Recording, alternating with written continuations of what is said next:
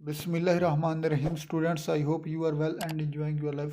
Students, हमने chapter 16 में movement in plants को स्टार्ट किया हुआ था। मूवमेंट इन प्लांट्स दो तरह की होती है, एक ऑटोनॉमिक मूवमेंट और दूसरी पैराटोनिक मूवमेंट।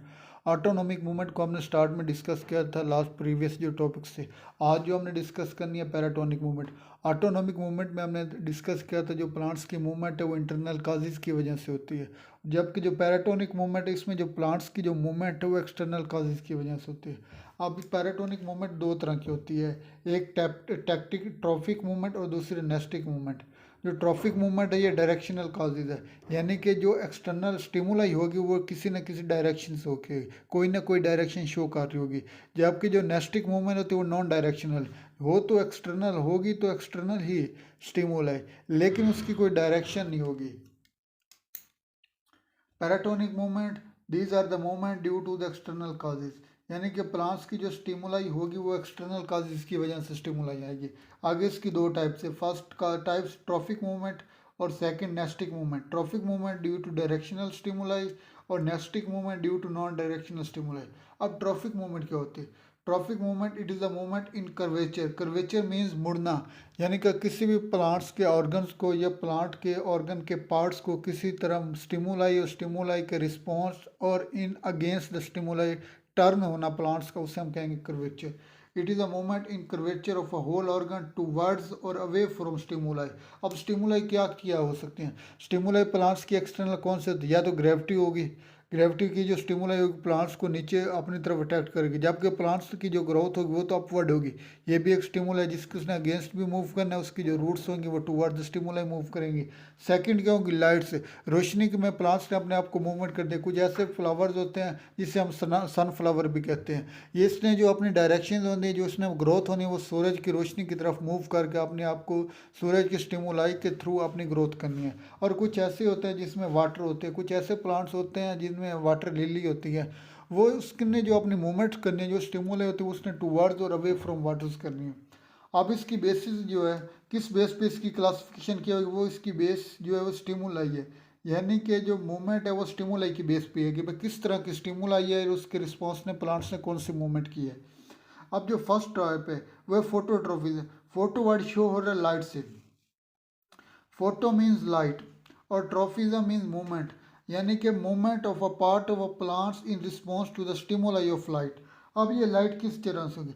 सूरज की रोशनी आई प्लांट्स ने, और प्लांट्स ने ये सूरज की रोशनी एक स्टिमुलाई आई है, इसके रिस्पॉन्स में अपने आप को मूव करना है toward the plants, toward the sunlight और away from the sunlight. अब किस तरह? Due to differential growth of fruits and stem. आपने अक्सर देखो जो प्लांट्स की, कुछ ऐसे प्लांट्स होते हैं जिनकी रूट्स छोटी होती है, जबकि उसकी स्टेम और एरियल जो पार्ट होती है उसकी ग्रोथ ज़्यादा होती है। ये भी किस वजह से होती है? ये भी सूरज की रोशनी की वजह से हो सके। कुछ ऐसे प्लांट्स जो सर्दियों में अक्सर मुरझा जाते हैं, उसकी वजह क्या होती है? जो विंटर सीजन में सूरज की रोशनी उन पर पहुँच नहीं पाती, जिसकी वजह से सूरज की रोशनी की वजह ना पहुँचने की वजह से वो स्टिमुलाई ना आई, वो स्टिमुलाई की वजह ना आने की वजह से प्लांट्स की जो ग्रोथ होगी वो स्टॉप होगी। ये किस वजह से? फोटोट्रोफिज्म। अब जो सेकंड है वो है थिग्मोट्रोफिज्म। थिग्मो वर्ड शो हुआ टच से। कुछ ऐसे प्लांट्स हैं जिनकी मूवमेंट अपने वो किस स्टिमुलाई के रिस्पॉन्स में करेगी? टच के। अगर आपने उसको टच किया तो उसके रिस्पॉन्स के अगेंस्ट या टुवर्ड्स द स्टिमुलाई उसने अपनी मूवमेंट शो करनी है। Movement in response to the stimuli of touch. अब ये किस तरह हो सकती है? आपने अक्सर देखोगे जो वाइन प्लांट्स होते हैं, ये बेज वाले या फलीदार प्लांट्स होते हैं, इनकी जो वाइन्स होती हैं, इनकी जो बेलें होती हैं, वो अपने एक अगर कोई इनका अगर कोई हार्ड मटेरियल है तो उसकी जो मूवमेंट होगी वो यूँ उनके गिर्द लपटे होंगे। इसकी रीजंस क्या है? हमने जो लास्ट टॉपिक है उसमें हमने पढ़ा था कि अगर जो प्लांट्स की जो ग्रोथ होगी वो नीचे वाली साइड पे होगी तो उसकी जो मूवमेंट होगी वो दूसरी तरफ होगी, अपवर्ड होगी। अगर उसकी ग्रोथ अपवर्ड है तो उसकी मूवमेंट नीचे डाउन होगी, लोअर पोर्शन की तरफ होगी। इसी तरह ये जो प्लांट्स होते हैं, अगर इनकी जो ग्रोथ होगी वो नीचे स्टार्ट हो रही है तो इसकी मूवमेंट ऊपर होगी। अब जब मूवमेंट ऊपर होगी तो इसकी ग्रोथ फिर नीचे और इसकी मूवमेंट इस तरह ऊपर, और ये किसी हार्ड मटेरियल के गिर्द अपने आप को रैप कर लेते हैं, अपने आप को लिपटा रहते हैं। और ये किस वजह से? ये थिग्मोट्रोफिज्म। जो थर्ड है वो कीमोट्रोफिज्म, यानी कीमो मीन्स केमिकल, यानी कि प्लांट्स ने अपनी मूवमेंट को शो करनी है किसके रिस्पॉन्स में? केमिकल के रिस्पॉन्स में, केमिकल की स्टिमुलाई आई। इसकी एग्जाम्पल क्या? Fungal hyphae. फंगल वैसे तो एनिमल्स में लेकिन इसे हमने क्या प्लांट्स में क्यों डिस्कस किया, ये एक बहुत इंपॉर्टेंट शॉर्ट क्वेश्चन भी बन सकता है, पेपर में आता नहीं है, लेकिन एज अ कॉन्सेप्ट के तौर पर हमने समझना कि इसको हमने यहाँ फंगल को प्लांट्स में क्यों लिया। क्योंकि जब पहले हमने क्लासिफिकेशन ऑफ किंगडम पढ़ा तो उस वक्त क्लासिफिकेशन फर्स्ट थी ना, उसमें सिर्फ दो ही थी, एक एनिमल और प्लांटिया। उस वक्त जो एनिमल जो थे ना, ये प्लांट्स एनिमल फंगल थे, इन्हें उन्होंने प्लांट्स में रखा था। हो सकता है मे बी पॉसिबल हो तो ये जो क्लासिफिकेशन है फोटोट्रॉफिज्म या ट्रॉफिक मूवमेंट की या पैराटोनिक मूवमेंट, ये क्लासिफिकेशन उसी किंगडम की बेस पर की होगी। इस वजह से यह भी कोई इसमें अथेंटिक बात नहीं है, लेकिन हो सकता है पॉसिबल है कि ये फंगल जो हाइफाई है उस वक्त इसको प्लांट्स किंगडम में रखा गया हो। इस वजह से इन्होंने एग्जाम्पल ये रखी है आपकी बुक में जो मौजूद है। फंगल हाइफाई मूव करते हैं टूवर्ड न्यूट्रिएंट्स स्टिमुलाई, जो केमिकल्स की स्टिमुलाई आने की वजह से उन्होंने अपनी मूवमेंट शो करनी है। अब हाइड्रोट्रोफिज्म, हाइड्रो मीन्स वाटर और ट्रोफिज्म इन मूवमेंट टुवर्ड्स और away from stimuli of water, यानी कि इन प्लांट्स ने अपनी जो मूवमेंट शो करनी है उन्होंने स्टिमुलाई के रिस्पॉन्स में, जो स्टिमुलाई होगी वो वाटर की होगी। वो किस तरह, प्लांट्स ने अपनी ग्रोथ करनी है, ग्रोथ करने के लिए उससे वाटर रिक्वायर्ड होगा।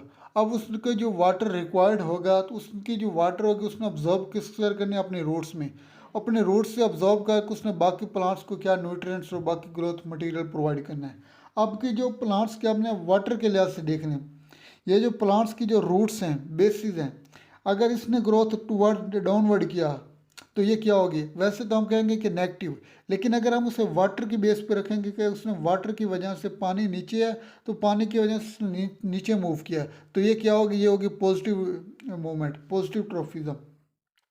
जो बाकी स्टेम पार्ट है, एरियल पार्ट है, अकॉर्डिंग टू द वाटर, पानी को मद्देनजर रखते हुए जो ऊपर वाला एरियल पार्ट होगा ये क्या शो करेगा, ये नेगेटिव मूवमेंट शो करेगा। Growth of roots show positive movements, जबकि growth of stem show negative movement.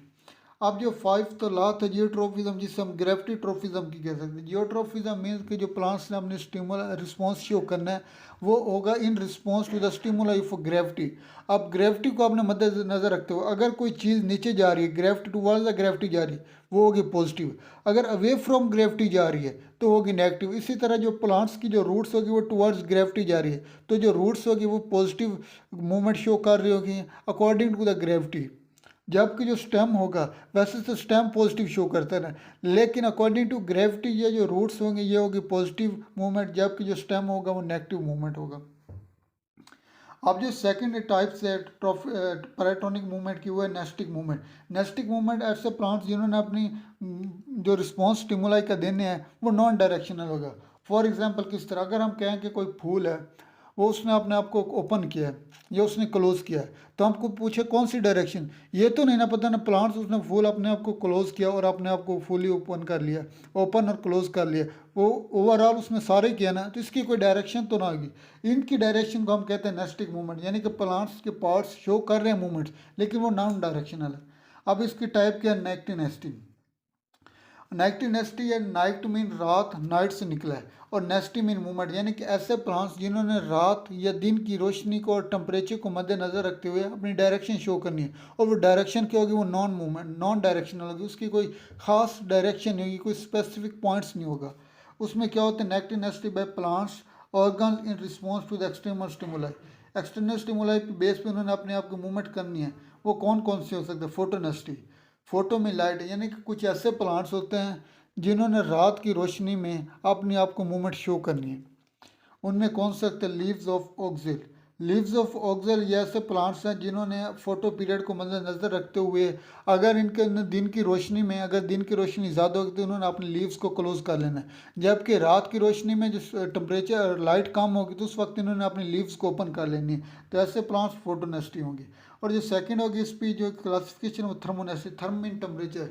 कुछ ऐसे प्लांट्स होते हैं जिन्होंने दिन के वक्त टेम्परेचर हाई होने की वजह से अपने आप को क्लोज रखना है, जबकि रात को टेम्परेचर कम होने की वजह से अपने आप को ओपन कर लेते हैं। जिसमें फ्लावर ऑफ ट्यूलिप, बहुत खूबसूरत फूल है ट्यूलिप का पौधा, जिन्होंने रात को ओपन हो जाना है और दिन को क्लोज हो जाना, दिन में टेम्परेचर और लाइट्स के हाई होने की वजह से अपने आप को क्लोज रखना है और रात को ओपन कर लेना। ये होगी नेगेटिव नेस्टी। अब ये नेस्टिक मूवमेंट की जो सेकंड टाइप्स है वो hyponasty. Hyponasty means movement in response to contact. Means के कुछ ऐसे प्लांट्स हैं जिन्हें हम कहते हैं इंसेक्टिसाइड भी प्लांट्स कहते हैं। मतलब कि उन्होंने अपने आप को कीड़े या मकोड़े अंदर ऑब्जर्व कर लेना है। कुछ ऐसे प्लांट्स हैं जो आपने फर्स्ट ईयर में ब्रीफली डिस्कस किया था, इंसेक्टिवेरस जो प्लांट्स होते हैं, उन्होंने अपने आप गम्स क्रिएट करने हैं फ्लावर से या लीव से। जब उन्होंने गम्स क्रिएट किए तो जो कुछ लीव्स या कुछ इंसेक्ट उनके गम की सेक्रेशन की वजह से उनके टूवर्ड्स मूव करेंगे तो उन्हें अपने आप को क्लोज कर लेना है। ये क्लोज करनी है, ये मूवमेंट है, ये नॉन डायरेक्शनल होगी, क्योंकि किसके उन्होंने कौन सी जगह पे क्लोज होना ये हमें नहीं पता, लेकिन उन्होंने अपने आप को लीव्स और फ्लावर को क्लोज कर लेना है। इन प्लांट्स को हम कहते हैं हाइपोनेस्टी, और ये किस में आते हैं, नेस्टिक मूवमेंट में आती है। Action of a Venus fly drops, जब उन्होंने कुछ इंसेक्टिव वायरस को, कुछ कीड़े मकोड़ों को अपने अंदर क्या कर लेना है, अट्रैक्ट करना है, तो ये मूवमेंट कौन सी होगी, हाइपोनेस्टी मूवमेंट। तो अभी तक के लिए इतना, इंशाल्लाह मिलेंगे नेक्स्ट लेक्चर में, तब तक के लिए अल्लाह हाफिज़।